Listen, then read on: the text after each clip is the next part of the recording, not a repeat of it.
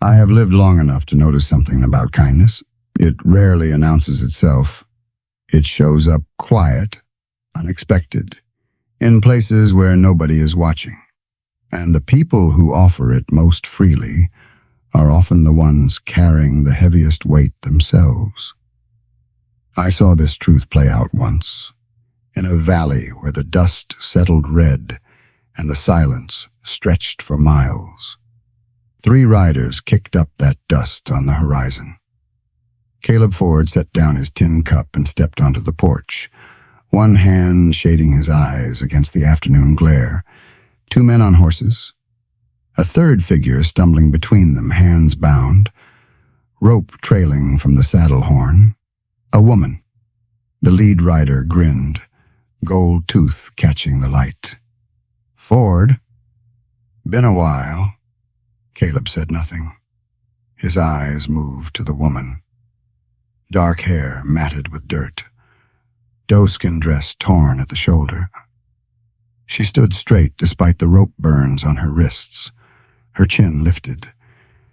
She looked directly at him, not pleading, not begging, just watching. "You owe Kellerman $60, the rider said.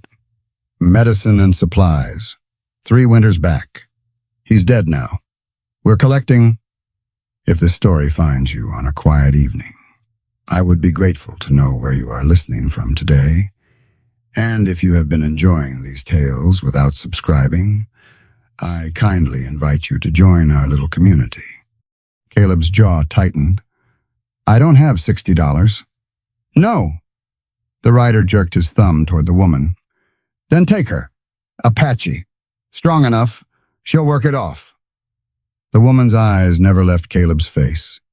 He felt his hand twitch toward the doorframe, toward the rifle inside, but he didn't reach for it. The gold-toothed rider spat in the dirt. "Pleasure doing business."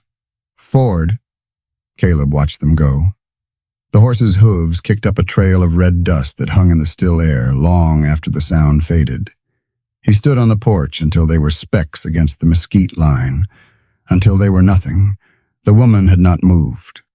She stood where they had left her, rope still trailing from her wrists, her bare feet planted in the hard-packed earth. Blood had dried in a thin line from her hairline to her jaw. Her breathing was shallow, controlled. The kind of breathing a person learns when every sound might bring a fist. Caleb stepped off the porch. The boards creaked behind him. She flinched just once, a tightening of the shoulders, then stilled. He stopped 3 feet away, up close. She was younger than he had first thought. 20, maybe 25. Hard to tell with the dirt and the bruises. But her eyes dark, steady, unblinking. Those belonged to someone who had seen things no young woman should see. He reached for his belt knife. Her jaw clenched. Her weight shifted to the balls of her feet. "Easy," he said. His voice came out rough. He hadn't spoken to another person in 6 days. "I'm cutting the rope. That's all." He moved slow, deliberate, the way he would approach a spooked horse. The blade slipped between her wrists and the hemp. One clean cut. The rope fell to the ground. She did not run. She rubbed her wrists where the fibers had bitten into flesh. But she did not run. Her eyes tracked his hands as he sheathed the knife, tracked his boots as he stepped back, tracked the door behind him. Caleb turned and walked into the cabin. He came back with a tin plate cornbread, 2 days old, and a cup of water. He set them on the porch rail.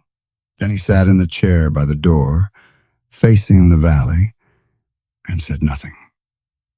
Minutes passed. The sun dropped lower. Shadows stretched across the yard. He heard her footsteps, soft, careful on the packed earth, the scrape of the plate lifting from the rail. He did not turn around, but when he finally looked, much later, The plate was empty, and she was sitting on the bottom step, her back to him, watching the same horizon. She had not tried to leave. Morning light crept through the gap in the shutters. Caleb had not slept.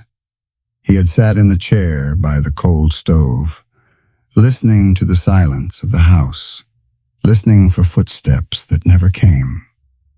She was still on the porch when he finally rose, curled against the railing, her head resting on her arms, her breath slow and even.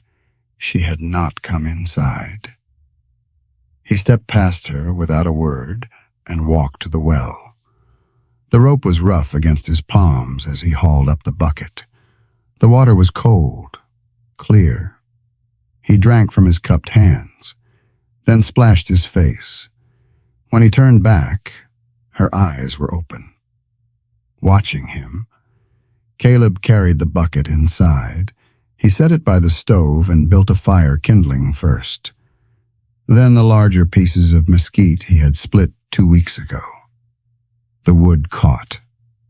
Smoke curled up through the chimney. The cabin began to warm. He stood in the doorway of the back room. The bed was small, a child's bed. The quilt was folded. At the foot faded now, the colors bleeding into each other after years of washing. Blue flowers on white cotton. Mary had stitched it herself. The winter before Emily was born. His hand hovered over the fabric. He did not touch it. Instead, he crossed to the cedar chest beneath the window and opened the lid. The smell hit him first lavender sachets, old and dry. Mary's dresses lay folded inside, untouched since the fever took her. He lifted the one on top, calico, pale blue with small white flowers. She had worn it the day they buried Emily. He laid the dress on the bed, and he stripped the sheets, shook out the dust, and remade the bed with clean linens from the chest. He worked in silence, his movements mechanical. When he finished, he stepped back and looked at the room, a bed, a dress, a quilt. It was not much, but it was something. He found her standing in the main room, near the door, her body pressed against the wall as if she might need to run at any moment. Her eyes moved from his face to the rifle hanging above the fireplace, to the knife on the table, to the door.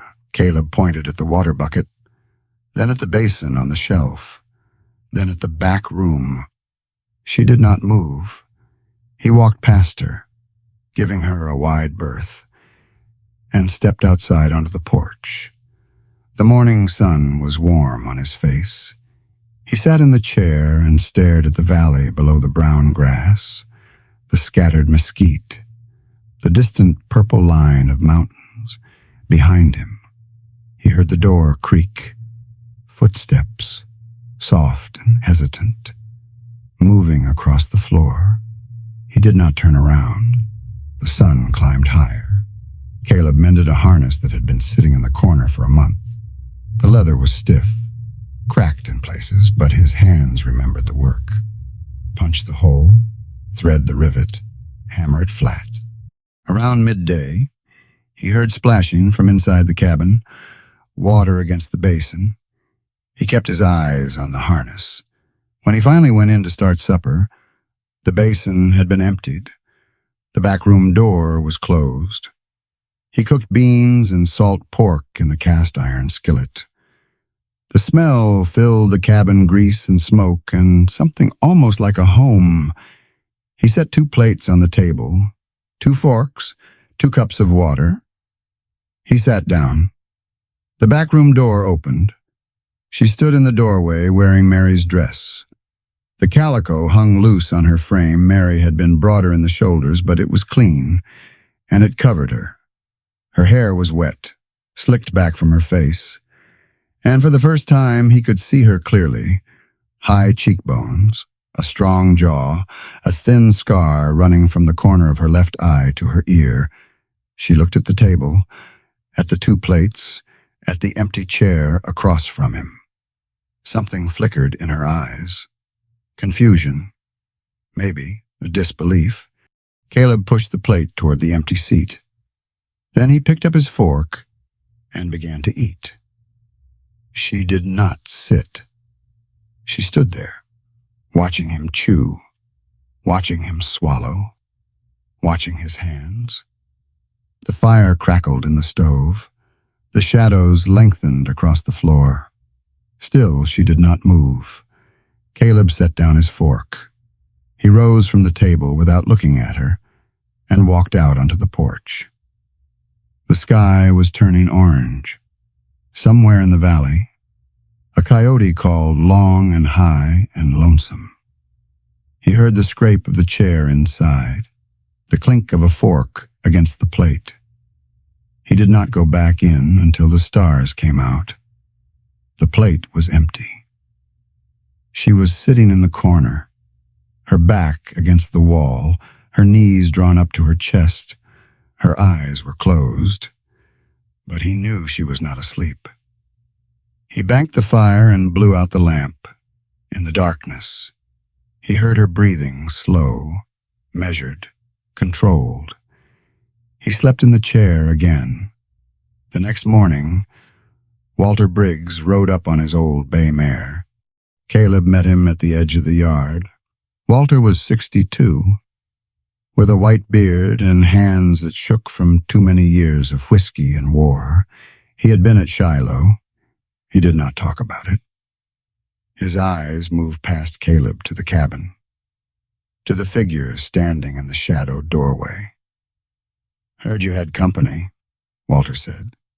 "News travels." "It does." Walter spat into the dust. His jaw worked, chewing something that was not tobacco. "She Apache. Reckon so." Walter's eyes stayed on the doorway. The woman had not moved and had not spoken. "Bounty hunters brought her. Harlan and his boys. Said I owed Kellerman a debt." Walter grunted. His mare shifted beneath him, eager to move, but the old man held her steady. "You know what folks in town are going to say."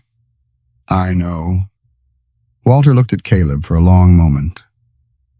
Something passed between them, an understanding, maybe, or a question that did not need to be asked. Then the old man shook his head. "Hell of a thing, Caleb." He gathered his reins.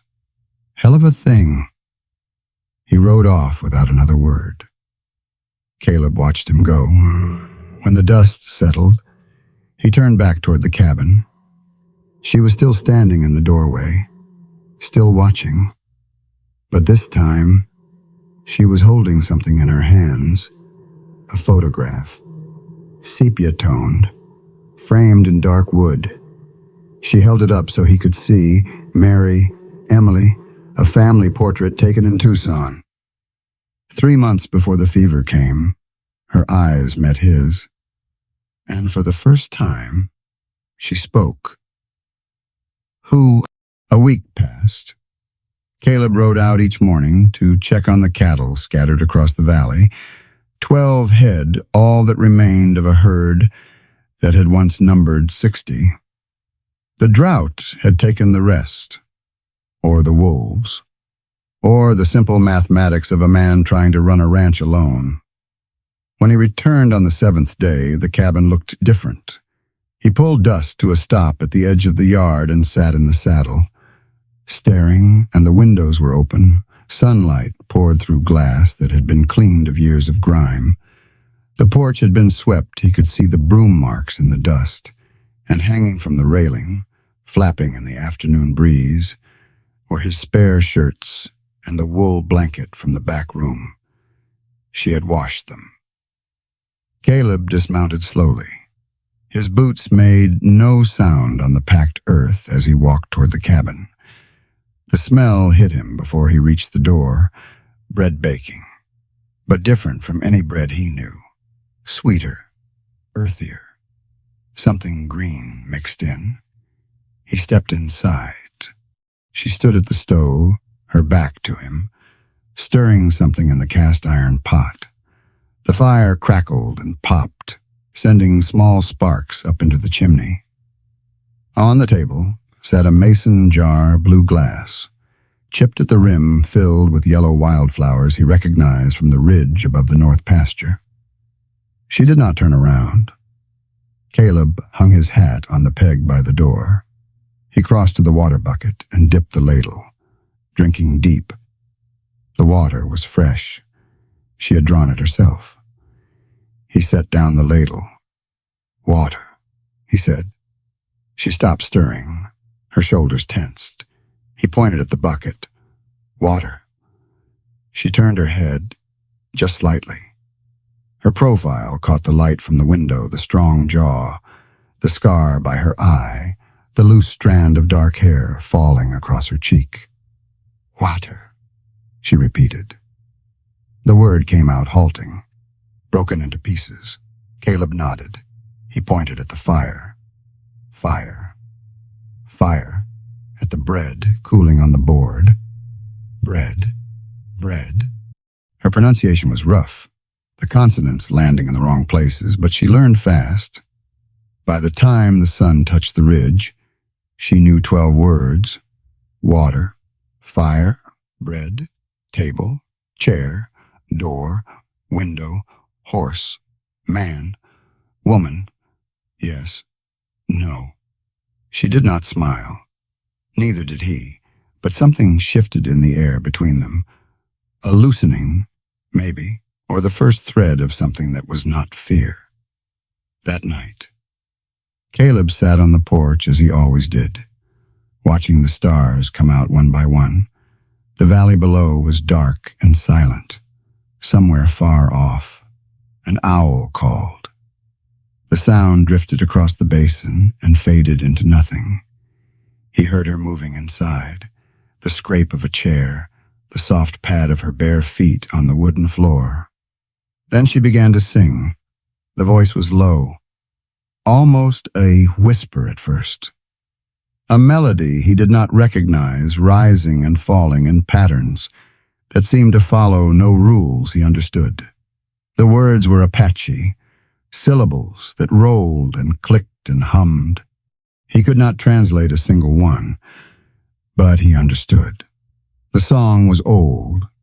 He could feel it in the way the notes bent and stretched, carrying the weight of something passed down through generations. A lullaby, maybe, or a prayer, or a lament for things that could not be recovered. Caleb leaned his head back against the cabin wall, his eyes closed. The wood was rough against his scalp, still warm from the day's sun. The singing continued, soft, steady, unwavering. The moon rose, full and white. It painted the valley in silver and shadow. The song changed something faster now, rhythmic, almost fierce. Then it slowed again, dipping into a register so low he felt it more than heard it. His throat tightened. He had not heard music in this house since Mary died. She used to hum while she cooked hymns, mostly. Songs she had learned in the church back in Missouri.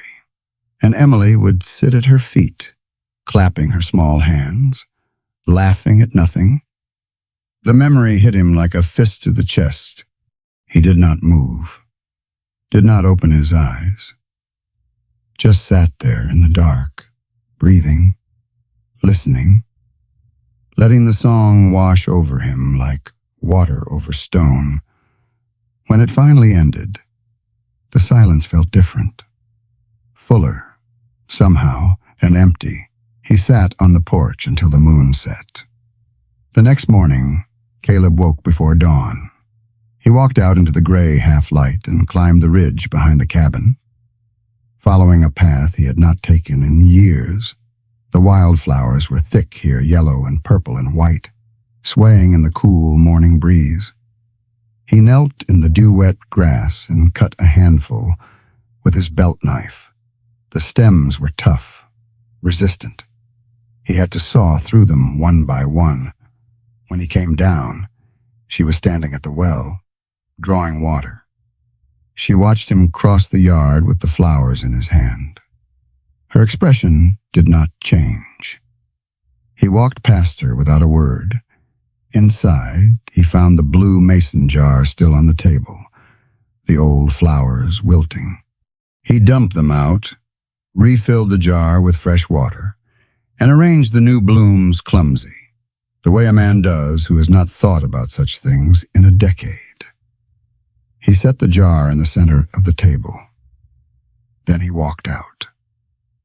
She was still standing by the well. Her eyes followed him as he crossed to the corral and began saddling dust. Neither of them spoke, but when he rode out an hour later, he glanced back once. She was standing in the doorway, the jar of flowers in her hands, holding it up to the light. The days took on a rhythm after that. Mornings, Caleb worked mending fences, moving cattle, hauling water. Afternoons, he taught her words. Evenings, she cooked, using ingredients he did not recognize, roots and herbs she gathered from the hillsides. Dried flowers she crushed between her palms. The bread she made was dense and dark, flecked with green. It tasted like nothing he had ever eaten, bitter at first, then sweet, then something in between. He ate every piece she put before him. And every night, she sang. He never asked her to. He never mentioned it.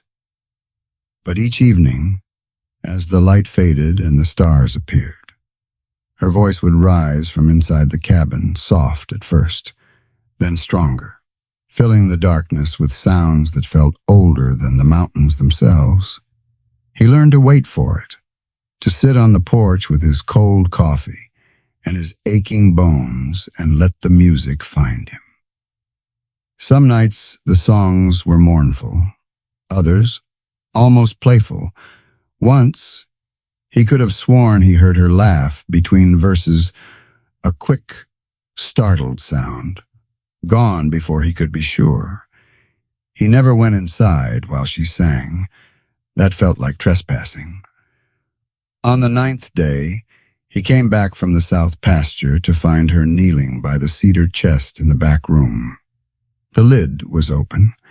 Mary's dresses were laid out on the bed, the calico, the brown wool, the Sunday dress with the lace collar that had yellowed with age. In her hand, she held the ivory comb. She looked up when she heard him in the doorway. Her fingers tightened around the comb, old, cracked, the teeth worn smooth from years of use. Mary's mother had given it to her on her wedding day. Caleb's chest constricted.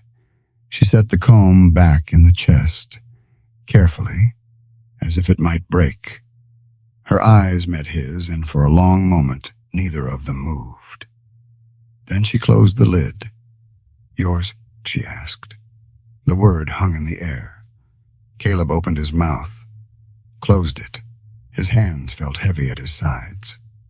"My wife's," he said. She nodded slowly. Her gaze moved to the photograph on the wall, Mary and Emily, frozen in sepia, smiling at a future they would never see, gone. The question was simple, direct, no softness in it. Caleb's jaw tightened. The familiar pressure built behind his eyes, the one he had learned to swallow, to bury, to ignore. "Yes." She looked at him for a long time. Then she rose, crossed the room, and walked past him into the main cabin. She did not sing that night.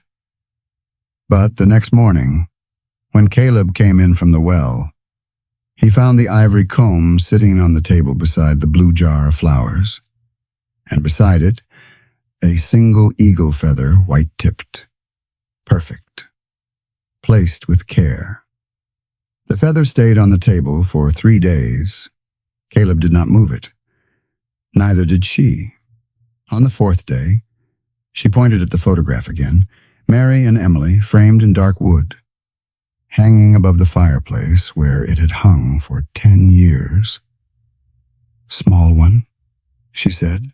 Her English had grown stronger over the weeks, the edges of her words sharper. Your daughter. Caleb's hand stopped halfway to his coffee cup. His fingers hovered there, suspended in the morning light. Yes. Name. The word caught in his throat. He had not spoken it aloud in years, had not let himself form the syllables, feel them on his tongue, hear them in his own voice. Emily? She nodded slowly. Her eyes moved from the photograph to the closed door of the back room. The room where she now slept. The room that had once belonged to a child who would never grow old. The bed, she said. Small bed. For Emily. Caleb stood up. The chair scraped against the floor, loud, harsh. He grabbed his hat from the peg and walked out without looking back. The sun was already hot. He crossed the yard in long strides, his boots kicking up dust, his breath coming faster than it should. The corral fence was rough under his palms as he gripped it. Splinters bit into his skin. He did not care. Dust nickered from inside the enclosure. Tossing his head, Caleb leaned against the fence and closed his eyes. He saw Emily, 4 years old, sitting on this same fence, her small legs swinging, her laughter carrying across the valley. He saw Mary standing on the porch, shading her eyes, calling them in for supper. He saw the three of them at the table, heads bowed, hands clasped, giving thanks for another day. He opened his eyes. The valley was empty. The porch was empty. The chair where Mary used to sit had rotted and collapsed 2 winters ago.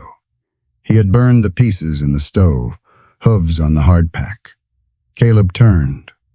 Walter rode up on his bay mare, the same way he had 2 weeks before. His white beard caught the wind. His eyes, pale blue-egg and roomy, found Caleb at the fence and stayed there.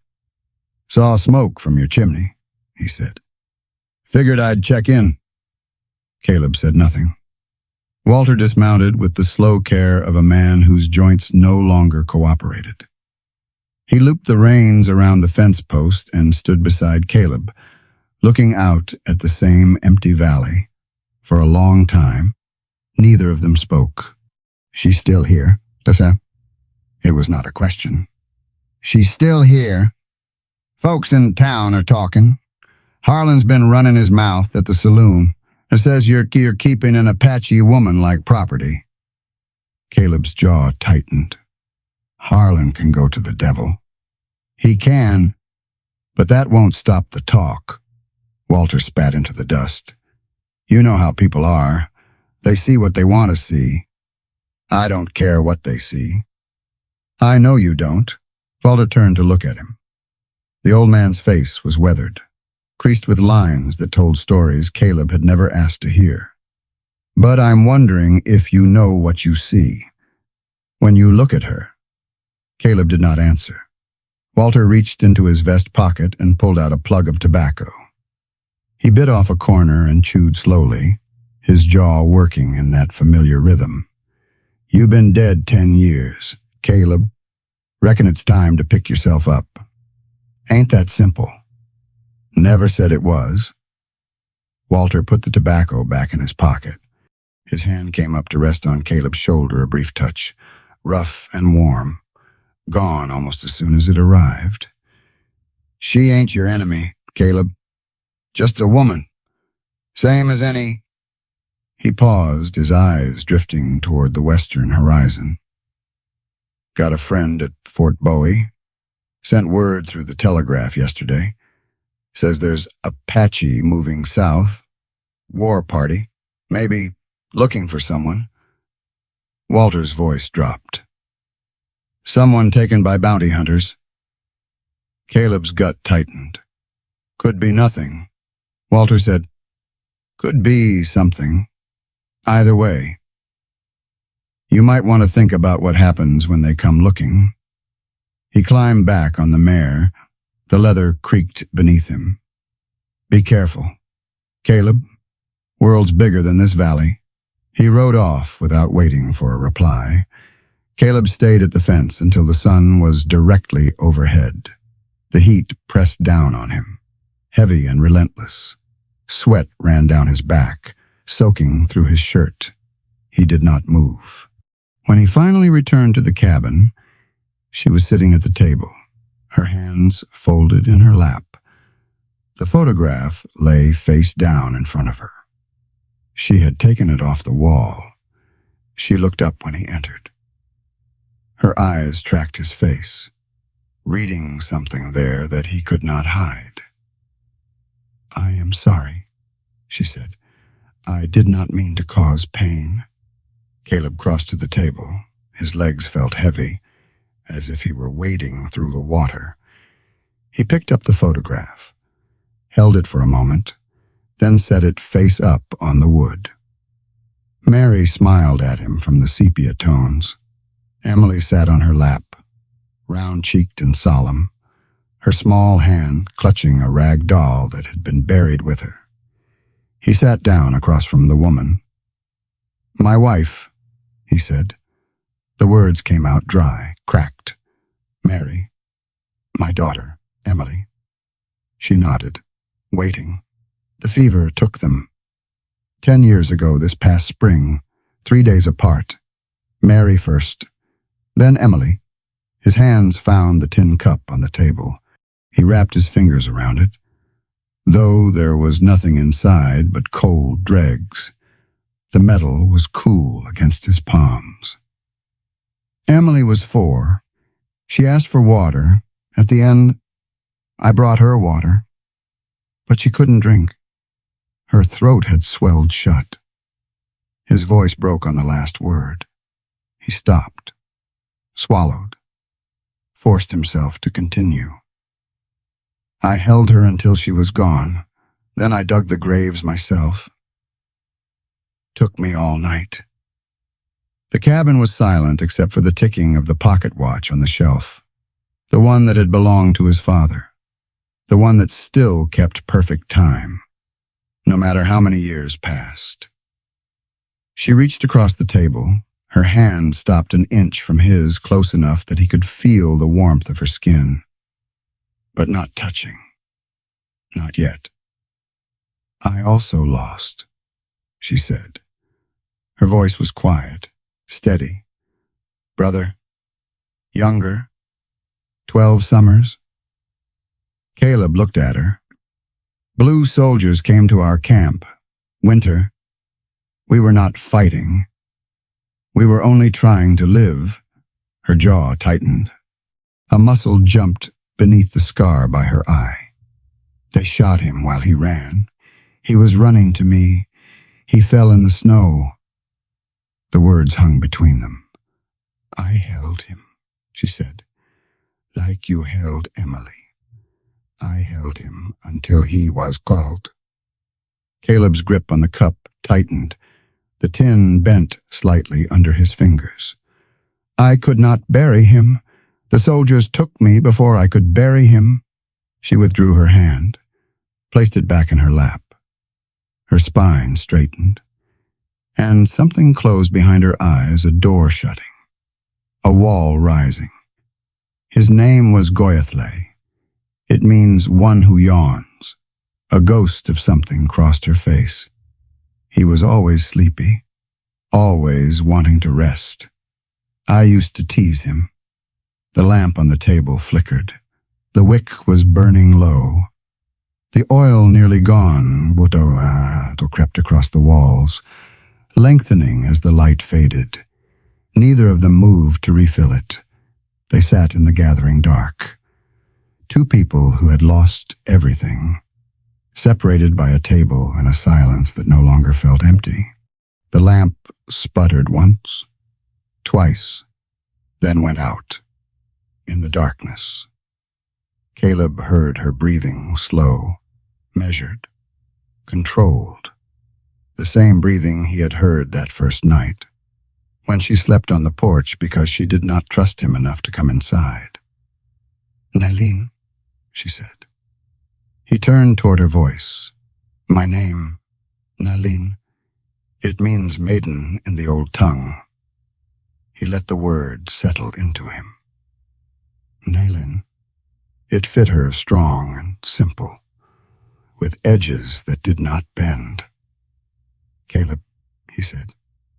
"My name is Caleb." In the darkness, he heard something that might have been a laugh. Soft, almost inaudible, gone before he could be certain. "I know," she said. "I have heard the old man call you this." He sat there in the black silence, the smell of dead lamp oil thick in his nostrils, the weight of 10 years pressing on his chest, but somewhere beneath it, small, fragile.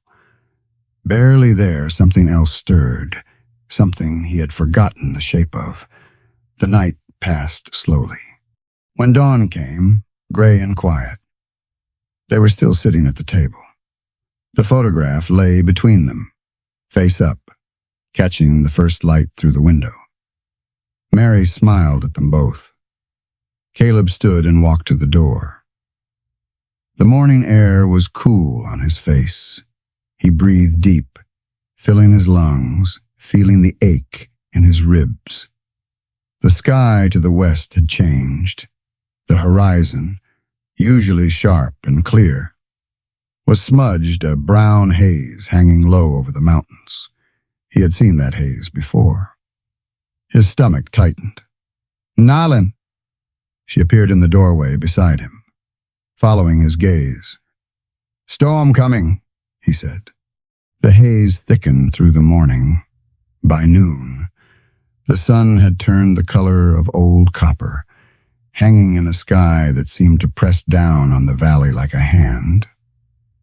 Caleb worked fast. He hauled water from the well and filled every container in the cabin, the basin, the cooking pot, the 2 wooden buckets, the tin cups lined up on the shelf. He stuffed rags into the gaps around the windows and wedged the shutters closed with strips of leather. Naline watched him for a few minutes. Then she began helping without being asked. She moved the food stores away from the walls, wrapped the flour and cornmeal in oilcloth, and banked the fire so no embers could escape. By mid-afternoon, the wind had shifted. It came from the west now, hot and dry, carrying the smell of dust and something else, something mineral and ancient, scraped up from the desert floor. Caleb stood on the porch and watched the horizon disappear. The brown wall advanced across the valley, swallowing mesquite and saguaro, erasing the world tree by tree. "Inside," he said. Naline shook her head. She was looking toward the corral, where dust paced in tight circles, his ears flat against his skull. The horse's eyes were white-rimmed, rolling. "The horse," she said. "He will hurt himself." She was right. Caleb had seen it before, animals driven mad by the sound and the pressure, throwing themselves against fences, breaking legs, breaking necks. He grabbed his duster from the peg by the door. "Stay here." She did not stay. They ran across the yard together, the wind already tearing at their clothes. Grit stung Caleb's face, worked its way into his eyes, between his teeth. He pulled his bandana up over his nose and mouth, but it did little good. The corral gate was latched with a leather loop. His fingers fumbled with it. The wind kept pushing the leather out of reach. Finally, he got it open. The gate swung wide, slamming against the fence with a crack that sounded like a gunshot. Dust reared. His hooves came down hard, inches from Caleb's boots. "Easy," Caleb shouted over the wind. "Easy, boy." The horse did not hear him, or did not care. He spun in a tight circle, his flanks heaving, foam flecking his muzzle. Naline stepped past Caleb into the corral. "Wait." She walked toward the horse with her hands at her sides, palms open. The wind whipped her hair across her face, but she did not brush it away. Her lips moved, forming words Caleb could not hear. Dust's ears flicked forward. He stopped spinning. Nalin kept walking, kept talking. The words were Apache low, rhythmic, almost musical, despite the howl of the wind. A chant, maybe, or a lullaby. Something ancient and half-forgotten. She reached the horse. Her hand came up slowly, palm flat, and pressed against his neck. She leaned in close, her mouth near his ear, still speaking. Dust's breathing slowed. His eyes stopped rolling. He lowered his head until his muzzle touched her shoulder. Caleb stood at the gate, watching. The way she moved, the way she commanded the animal's attention without force, it spoke of training, of someone who had grown up around horses, who had learned from people who knew them better than most. The wall of dust hit them. One moment he could see her. The next, she was gone, swallowed by a brown darkness so thick it felt solid. Sand scoured his exposed skin. He squeezed his eyes shut and reached out blindly, his hand closing on nothing. Nalin. He heard her voice, faint through the roar. He moved toward it, one arm raised to shield his face, the other sweeping the air in front of him. His boot caught on something, a fence post, maybe, or a bucket, and he stumbled, went down on one knee. A hand found his. Her fingers locked around his wrist, strong and certain. She pulled him up, pulled him forward. He could not see her, could barely hear her, but he felt her grip and followed. The barn door. His shoulders slammed into it. He groped for the latch, found it, hauled the door open. They tumbled inside together, dust pushing in behind them, and Caleb threw his weight against the door until it closed. The noise dropped. It was still there, the wind, the sand, the howling, but muffled now, filtered through the wooden walls. Caleb leaned against the door, chest heaving, his lungs burning with each breath. Nalin was beside him. He could see her now, dimly, in the gray light that leaked through the cracks in the boards. Her face was coated with dust, her hair tangled and wild. She was breathing hard, but her eyes were calm. Dust stood in the corner, his head hanging low, his sides still trembling. But he was quiet.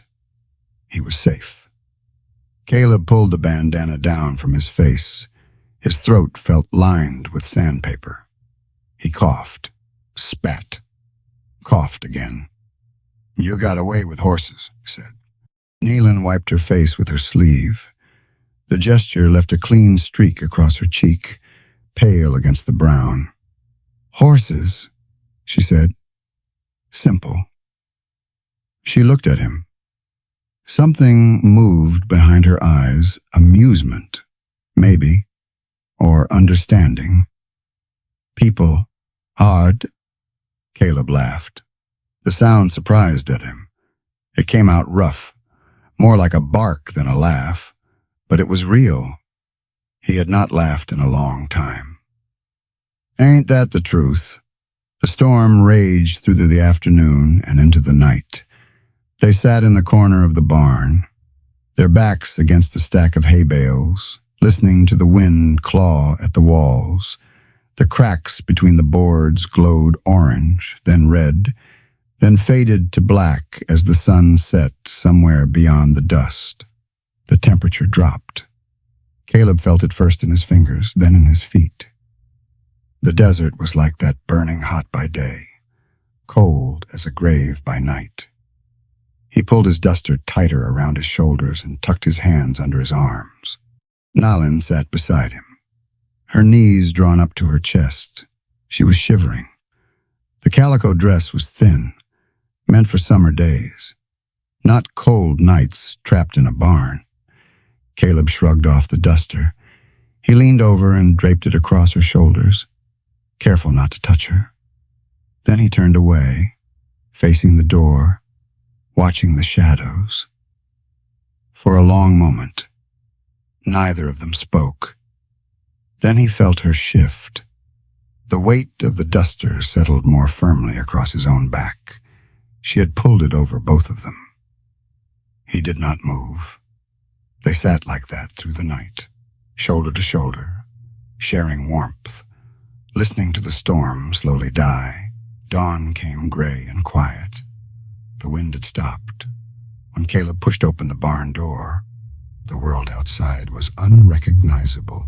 Dunes of red sand piled against the fences, drifts reaching halfway up the cabin walls. The porch railing was buried. The windows were caked with grit, but the cabin still stood. He walked across the yard, his boots sinking into the soft sand. Nayland followed. They did not speak. The roof had lost 3 shingles. One corner of the porch overhang sagged where a support beam had cracked. The shutters on the back window had torn loose and were lying somewhere in the valley, buried under a foot of dust. Caleb surveyed the damage. It was bad, but not hopeless. A few days of work, maybe a week.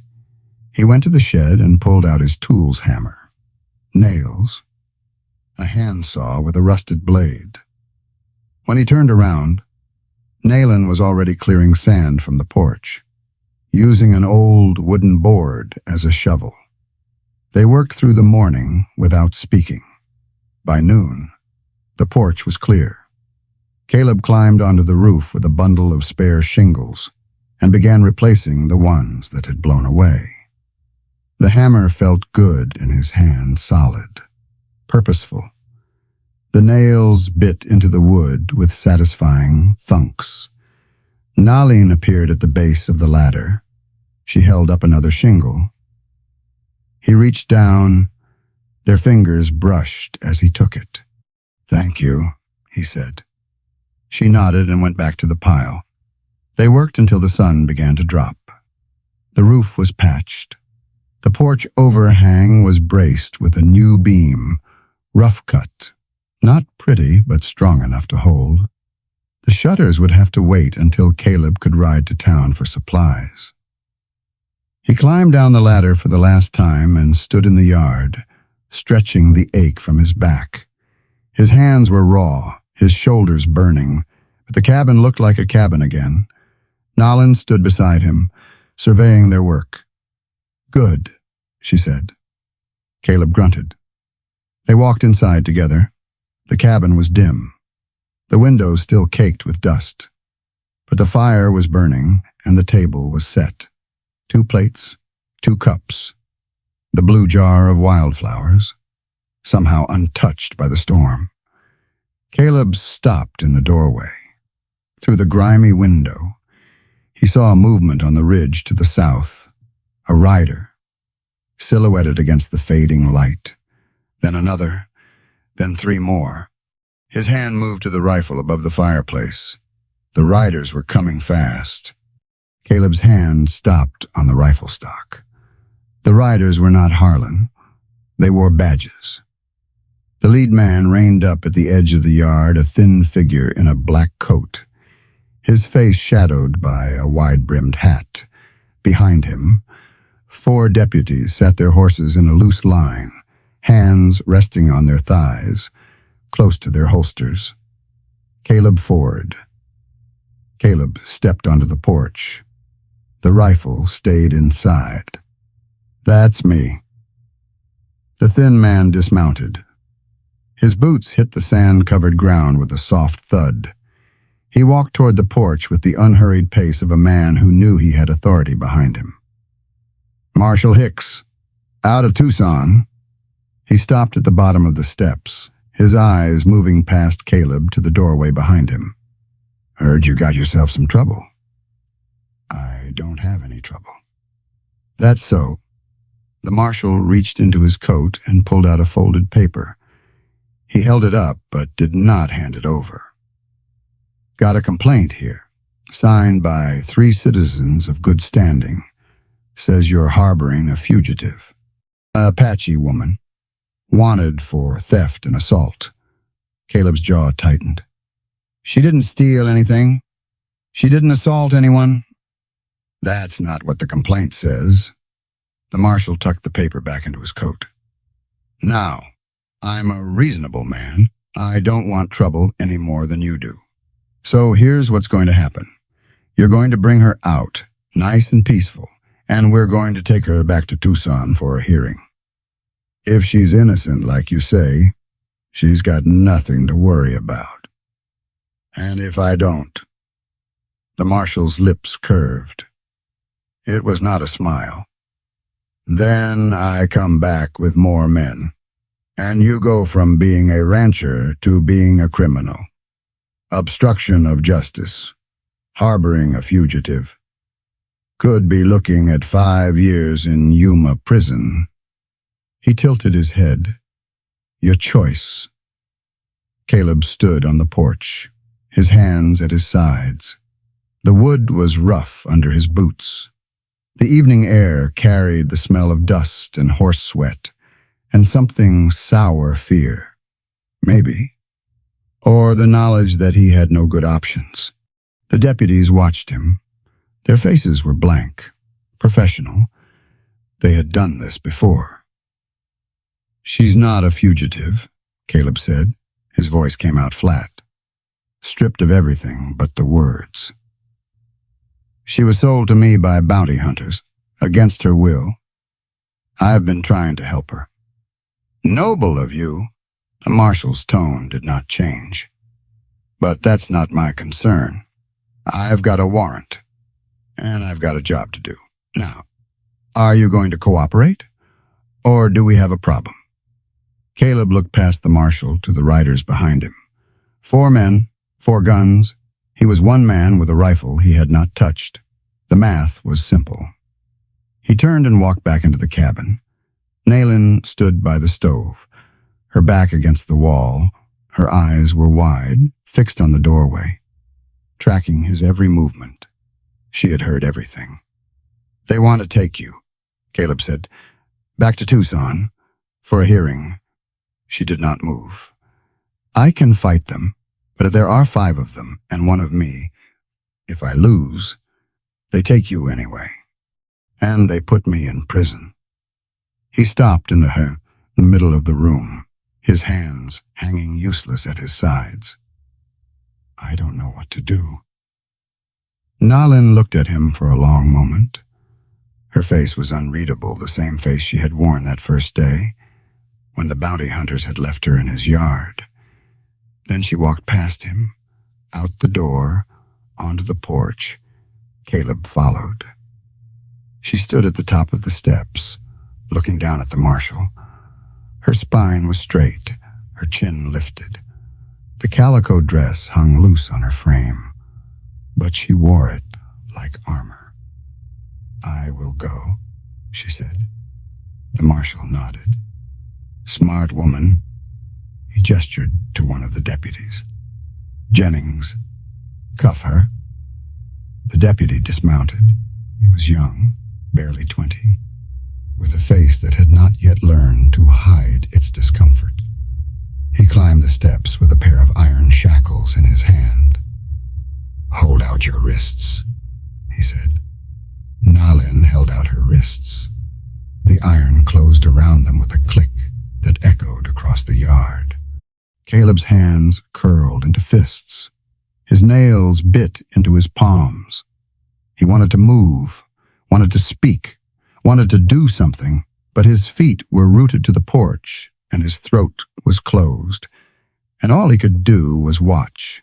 Jennings led her down the steps. She walked steadily, her bare feet leaving prints in the sand. At the bottom, she stumbled. The sand was deep here, soft from the storm, and went down on one knee. The deputy jerked the chain. Get up. She got up. Red dust clung to her dress, to her hands, to the side of her face where she had fallen. She did not brush it off. The marshal watched with mild interest. "Put her on the spare horse." They lifted her onto a bay mare, not gently, but not roughly either, just efficiently. The way you would load cargo. She sat in the saddle, with her shackled hands resting on the pommel, her eyes fixed on some point in the distance. She did not look at Caleb. He stood on the porch, watching them mount up, watching them turn their horses toward the south ridge. The sun was almost gone now, the sky bleeding red and orange above the mountains. The marshal paused at the edge of the yard. He looked back at Caleb, his face half-shadowed. "You did the right thing, Ford. Fighting would have just made it worse." He rode off. Caleb watched until they disappeared over the ridge, until the dust settled, until the last echo of hooves faded into silence. Then his legs gave out. He sat down hard on the porch steps, his boots in the sand, his hands hanging between his knees. The wood was cold against his back. The evening air was colder. He had let them take her. He had stood there and watched and done nothing. He had not fought. He had not argued. He had not even said goodbye. The shame hit him, like a physical blow, a tightening in his chest, a burning in his throat, a weight pressing down on his shoulders until he wanted to fold in on himself and disappear. He thought of Mary. What would she have said? If she had seen him standing there like a coward while they led a woman away in chains. He thought of Emily, her small voice, asking him once why the bad men were allowed to hurt people. His answer: "They're not allowed, sweetheart. Good people stop them." Good people stop them. He had not stopped them. He was not good. The night came on. Caleb did not move, and he sat on the steps with the cold seeping into his bones, staring at the dark horizon where she had disappeared. Hooves. His head came up. A single rider, coming from the north. Not the marshal, wrong direction. The figure resolved slowly in the moonlight white beard, hunched shoulders, the silhouette of a man who had lived too long and seen too much. Walter Briggs reined up at the edge of the yard. "I passed them on the road," he said. His voice was flat. "Saw her in chains." Caleb said nothing. Walter dismounted. He walked across the yard and climbed the steps and sat down beside Caleb, his old bones creaking with the effort. For a long moment, neither of them spoke. "You let them take her," Walter said. "Yes." "Why?" Caleb's throat worked. The words would not come. "I was afraid, Tom," he said finally. "I was afraid of dying, of prison, of losing everything." Walter was silent. "I'm a coward," Caleb said. The word tasted like ash. Walter spat into the sand. "Maybe, or maybe you're just a man who forgot what he's living for." He reached into his vest and pulled out a folded paper. He handed it to Caleb without looking at him. "Found this nailed to the post office door. Harlan's been busy." Caleb unfolded the paper. The moonlight was just bright enough to read the words.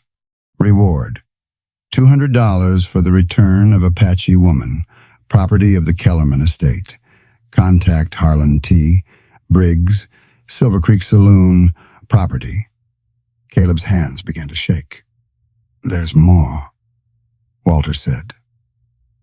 "Word came through the telegraph this afternoon. The Apache are moving south. A war party, maybe 30 strong, led by a chief named DeSoto Hay." Caleb looked up. His daughter was taken by bounty hunters 6 weeks ago. He's been searching for her ever since. The paper crumpled in Caleb's fist. "Nailin," he said. Walter nodded slowly. "She's the chief's daughter. And she's sitting in a Tucson jail cell, waiting to be sold. Caleb rode through the night. Dust was tired, the horse had worked hard through the storm, but he kept moving. His hooves steady on the hard-packed trail. The moon hung fat and white above the desert, painting the saguaros silver, turning the sand into a pale sea that stretched to every horizon. Tucson was 40 miles south. The marshal's party would have stopped to rest. They had Nalin on foot for a part of the journey, and horses could only be pushed so hard. If Caleb rode straight through, if he did not stop, if dust did not fail him, he might reach the town by dawn. He did not know what he would do when he got there. The rifle was strapped to his saddle. The knife was on his belt. But he had no plan, no allies, no authority. He was one man riding into a town full of strangers to demand the release of a woman who meant nothing to them. They stopped twice to rest, once at a spring he knew from years of riding this trail, once in the shade of a rocky outcrop where dust could drink from Caleb's hat. His legs ached. His eyes burned. His hands shook from gripping the reins too tight for too long. But he kept riding. The first gray light of dawn found him on the ridge above Tucson. The town spread out below a grid of adobe buildings, a main street lined with saloons and shops, a church steeple rising above the rest. Smoke curled from a few chimneys. The streets were empty. He saw them before they saw him. The marshal's party was camped at the edge of town, near a corral that belonged to the livery stable. The horses were tied to a rail. The deputies sat around a small fire, passing a tin cup between them. The marshal stood apart, talking to a man in a black coat. Harlan, Caleb's hands tightened on the reins. Nalin was sitting on the ground near the horses, her wrists still shackled, her back against the fence post. Her head was bowed. She was not moving. Caleb swung back into the saddle. He nudged Dust forward, down the slope, toward the camp. The first deputy to see him stood up fast, his hand going to his holster. "Hey, who's there?" The others scrambled to their feet. The marshal turned, his eyes narrowing. Caleb rode into the camp and stopped. He did not dismount. "Ford." The marshal's voice was flat. "You're a long way from home. I came for the woman. She's not yours to take. She's not yours to sell." The marshal glanced at Harlan. The bounty hunter was grinning, his gold tooth catching the firelight. "Told you he'd come," Harlan said. "Soft in the head. This one," Caleb ignored aside him. His eyes stayed on the marshal. "You know what's happening here. You know she's not a thief. You know she didn't assault anyone. Harlan made up those charges so he could claim her as property." The marshal's face did not change. "That's not my concern.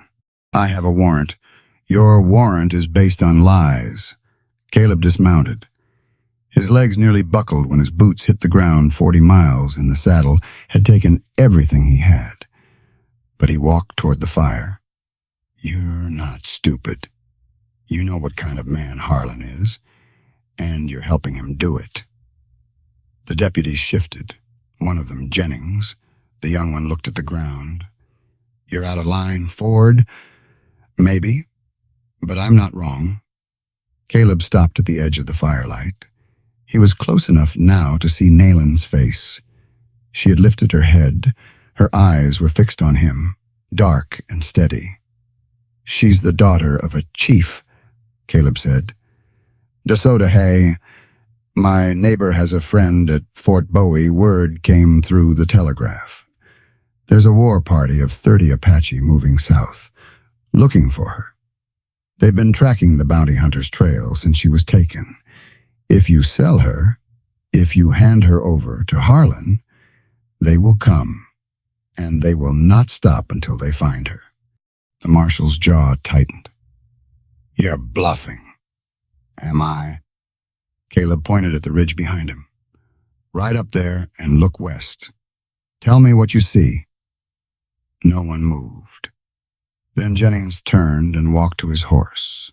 He mounted, rode up the slope, and sat there for a long moment, looking out at something the others could not see.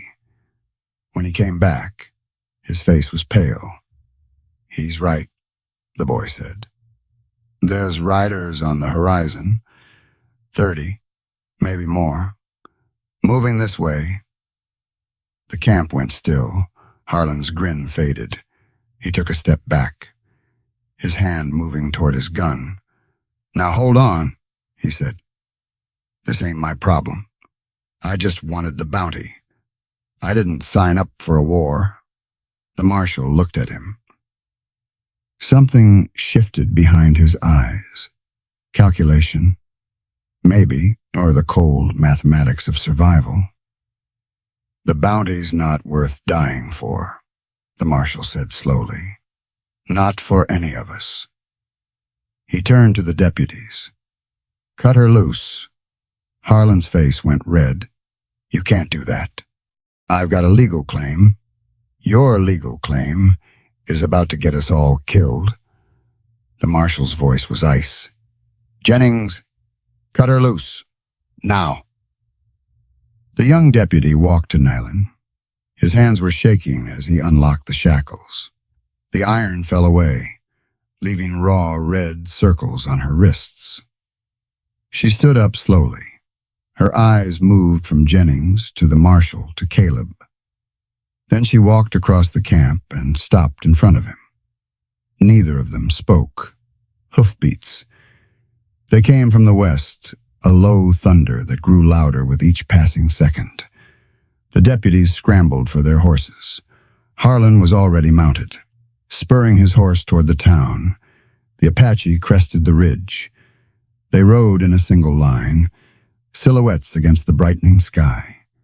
At their head was a man with gray in his hair and feathers braided into his mane. He sat his horse like a man who had been born in the saddle. DeSoto, hey, the chief raised his hand. The line stopped. Caleb stepped forward. He had no weapon. He had no words. He had only himself, standing in the open ground between the camp and the ridge, waiting. The chief rode down the slope alone. His horse was painted with symbols Caleb did not recognize, red and white and black, designs that might have meant war or peace or something else entirely. He stopped 10 feet from Caleb. His eyes moved past the rancher to the woman standing behind him. Something flickered across his weathered face, recognition. Relief. A grief so deep it had no name. Nalin, he said. He walked forward, past Caleb, past the dying fire. She stopped in front of her father's horse and looked up at him. They spoke in Apache, rapid, urgent, words tumbling over each other. Caleb could not understand any of it. But he understood enough. The way her voice cracked. The way his hand reached down to touch her face. The way she gripped his fingers and did not let go. The chief looked at Caleb. His eyes were dark, unreadable. The face of a man who had killed and would kill again. The face of a man who had lost his daughter and found her standing beside a stranger. You, he said. His English was slow, careful, each word placed like a stone. You kept her. Caleb nodded. Why? The question hung in the air. Caleb thought of Mary, of Emily, of the empty cabin and the silent years, and the man he had become hollowed out, waiting to die. He thought of Nalin, her voice in the darkness, her hand reaching for his in the dust storm, the feather she had left on the table, beside the ivory comb. Because it was right, he said. The chief studied him. His eyes moved across Caleb's face, reading something there that Caleb himself could not see. Then he nodded, once, slowly. "Good man," he said. He turned to Nalin and spoke in Apache, and she answered. Her voice steady now. When she finished, the chief looked back at Caleb. "My daughter says you gave her food, shelter, dignity." He paused. "She says you did not touch her, did not harm her, did not treat her as property." "That's right. She says you are a man of honor." Caleb's throat tightened. "I don't know about that." The chief's lips curved, not quite a smile, but something close. "I do." He turned his horse and rode back up the slope. The line of warriors parted to let him through. Nalin walked beside him, her hand on his stirrup, her bare feet leaving prints in the sand. At the top of the ridge, she stopped. She turned and looked back at Caleb, a long look, steady and unblinking, carrying something that words could not hold. Then she raised her hand. Caleb raised his. She turned away. The Apache disappeared over the ridge, swallowed by the morning light. Caleb stood alone in the empty camp, watching the horizon where she had been. The marshal walked up beside him. His face was gray, the arrogance drained out of it. "You're either the bravest man I've ever met," he said, "or the craziest." Caleb did not answer. He walked to Dust, mounted, and turned the horse toward home. His hands were shaking. His legs felt like water. But the road stretched out before him, and somewhere at the end of it, an empty cabin waited. The ride back was long. The sun climbed high and hot, pressing down on his shoulders. They stopped twice to rest, once at the same spring, once in the shade of a mesquite grove where Dust could graze on whatever thin grass remained. The cabin appeared in the late afternoon, small and brown against the valley floor. The porch was still standing. The roof was still patched. The windows were still caked with dust from the storm. But something was different. There was smoke rising from the chimney. Caleb's hand moved to the rifle on his saddle, then stopped. Walter's bay mare was tied to the porch rail. He dismounted slowly, his legs stiff, his body aching from the long ride. Dust stood with his head hanging low, sides heaving. The horse needed water, rest, a good brushing. Caleb would see to it. But first, he needed to know why Walter was here. The cabin door opened before he reached the steps. Walter stood in the doorway, a tin cup in his hand, steam rising from whatever was inside. His white beard was untrimmed, his eyes red-rimmed from lack of sleep. "You look like you've been dragged behind a horse," the old man said. "Feel like it too." Walter stepped aside to let him in. The cabin was warm, the fire crackling in the stove. The table was set with 2 cups, a plate of cornbread, a pot of coffee. Walter had made himself at home. Caleb sank into the chair by the table. His bones seemed to settle into the wood, releasing tension he had been carrying for days. "Heard what happened in Tucson," Walter said. "Word travels fast when Apaches show up at the edge of town. How much do you know?" "Enough." Walter sat down across from him. "The marshal and his boys rode back through yesterday. Harlan wasn't with them. Reckon he's still running." Caleb nodded. He picked up the coffee cup, wrapped his fingers around it. The heat seeped into his palms, loosening muscles he had not realized were clenched. "She's gone," he said. "I know. Back with her people. Where she belongs." Caleb stared into the dark liquid. His reflection stared back gaunt, unshaven, older than he remembered. "I didn't know," he said. "That she was a chief's daughter. Would it have mattered?" Caleb thought about it. The woman who had stood in his yard with rope burns on her wrists.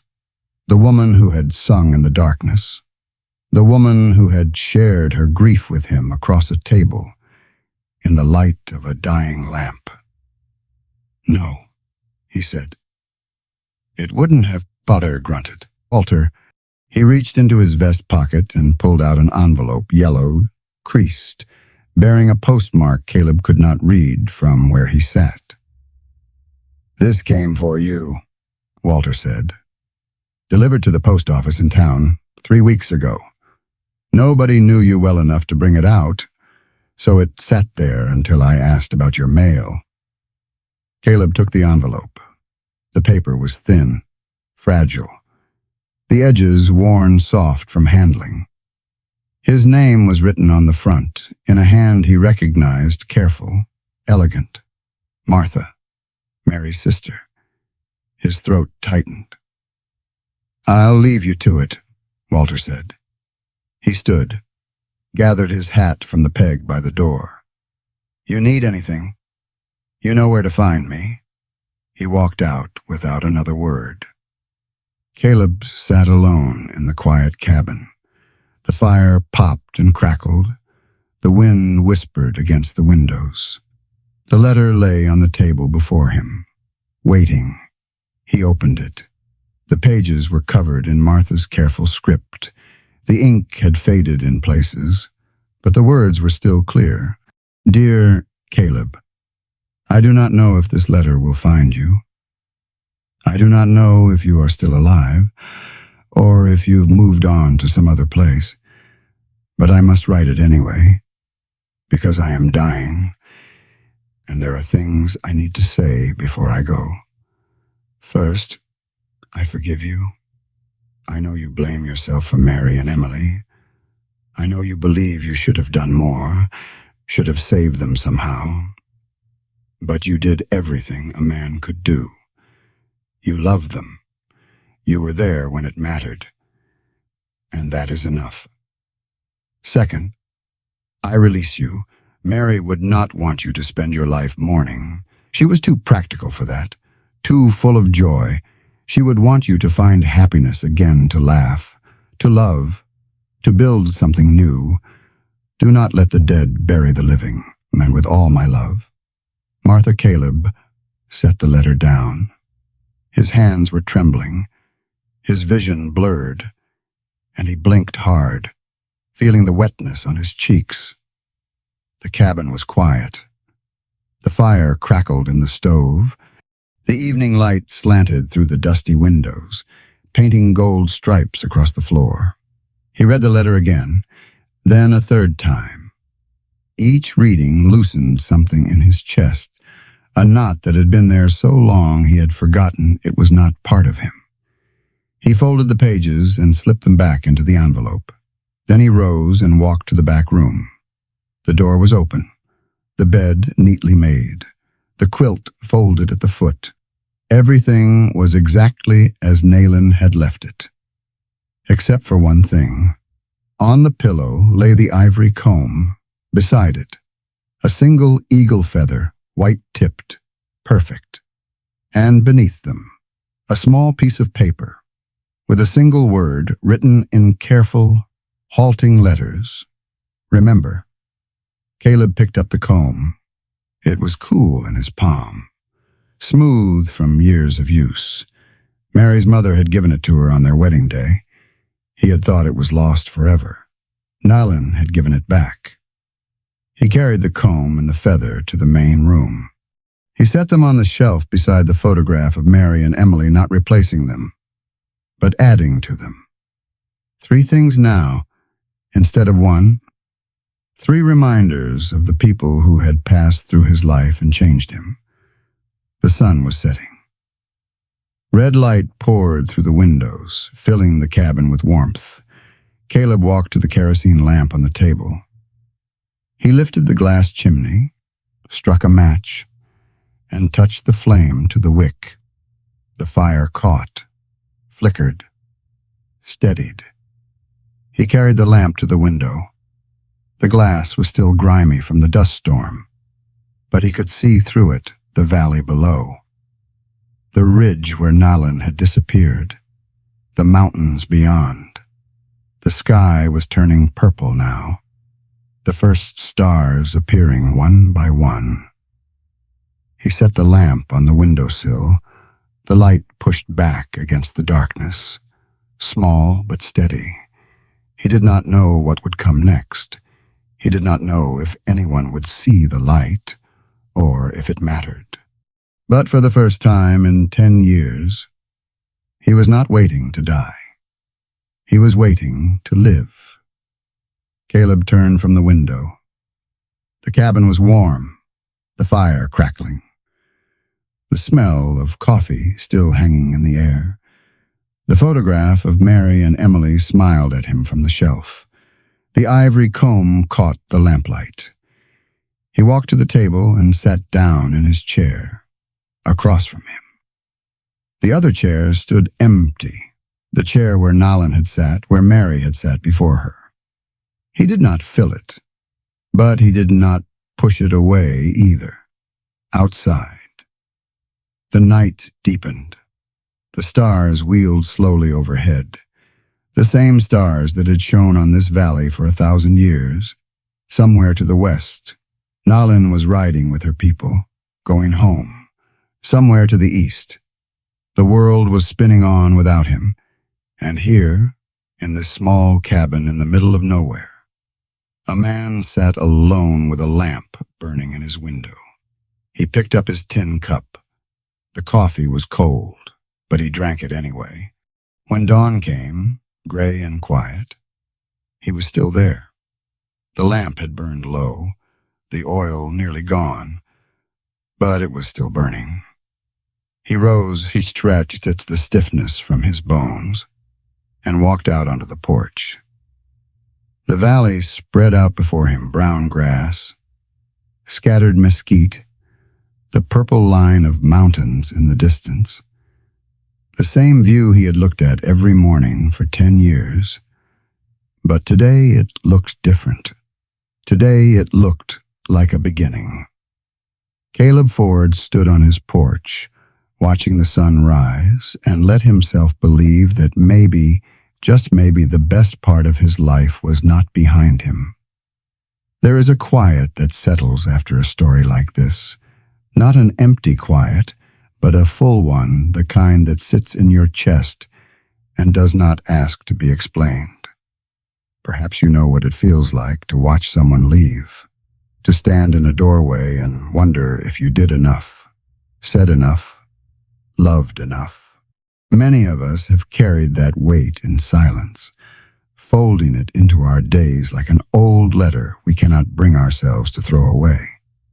And perhaps you also know what it feels like to light a lamp anyway, to keep going, not because the answers have arrived, but because the morning came and you were still here to see it.